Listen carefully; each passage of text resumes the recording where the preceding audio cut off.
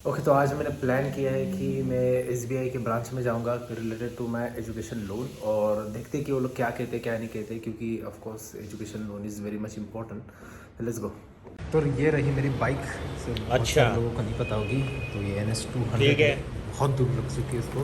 ठीक है। स्टार्ट करना पड़ेगा, बहुत टाइम बाद स्टार्ट ठीक करना है, पड़ेगा। समरिया। My god. समरिया। Let's go, let's see. ठीक है। सीधा चाबी अंदर, फर्स्ट न्यूट्रल में कर लो इसको। Nice, it's been on. Let's rev it.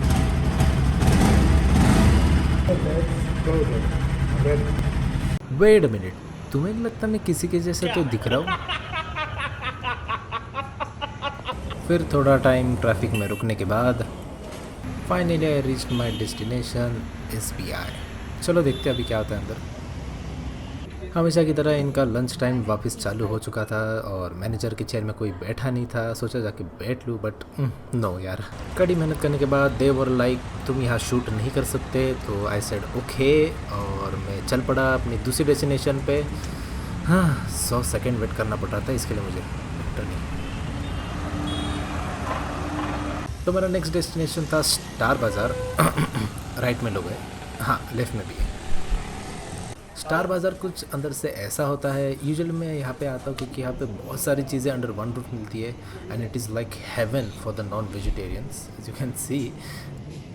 चीज़ों का शॉपिंग करने के बाद my next destination was my home. Okay so आज मैं जिसे देखना था कि मैं SBI ब्रांच में गया कि related to education loan and all. Typically जैसे मैं ब्रांच में पहुंचा कि आप देख सकते हो कि ये लोग का लंच ब्रेक स्टार्ट हो चुका था एंड आई वॉज लाइक हमेशा जाओ तो ये लोग का लंच ब्रेक। थोड़ा टाइम वेट करने के बाद फिर मुझे अलाउ किया कि yes you can meet the branch manager.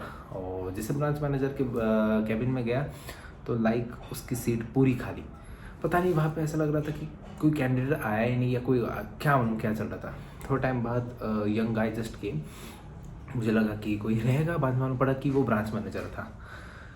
जैसे वो अंदर आया तब से पता नहीं हंसने लग गया था।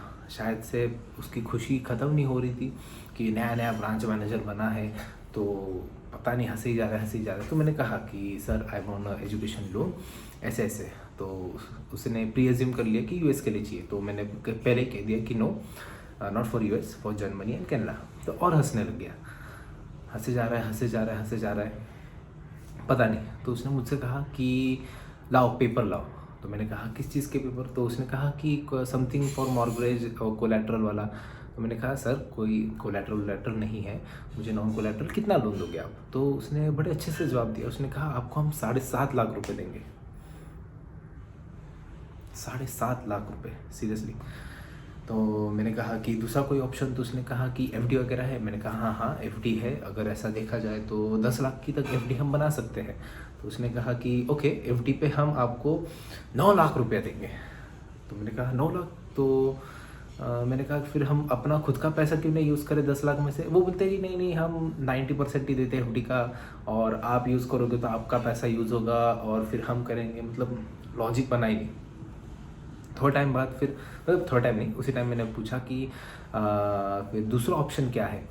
तो बोलते कोई कोलैटरल, कोई घर ज़मीन कुछ है? तो मैंने कहा नहीं मेरे पास अभी तो कुछ फ़िलहाल है नहीं अवेलेबल, तो क्या किया जाए? तो उसने कहा कि देखो विद कोलैटरल हम आपको 1 करोड़ तक का दे सकते हैं, बस कुछ कोलैटरल चाहिए, उतना उसका वैल्यू चाहिए। तो मैंने कहा नहीं। तो मैंने कहा गोल्ड लोन के बारे में मेरे को बताओ। तो उसने कहा कि गोल्ड लोन बहुत अच्छा ऑप्शन है, 8.5% इंटरेस्ट है, बट एक कैच था उसमें कि वो 3 साल के लिए ही था।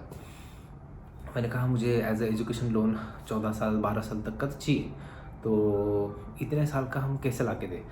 तो वो लोग ने कहा कि नहीं कोई बात नहीं, एक काम कीजिए आप वो गोल्ड लोन लीजिए और 3-3 साल बाद उसको बढ़ाते जाइए, मतलब कुछ भी उससे ये चार्जेस वो चार्जेस भी बढ़ते जाएंगे। तो मैंने सीधा कहा कि राम राम भाई, हमसे ना हो पाए, हम जा रहे हैं। तो उन्होंने, तो भी हंसी जा रहा था, जाते हैं उसे कोई फ़र्क ही नहीं पड़ रहा है कि लोन देना है नहीं देना है, लिटरली वो बस अपनी ही खुशी में था।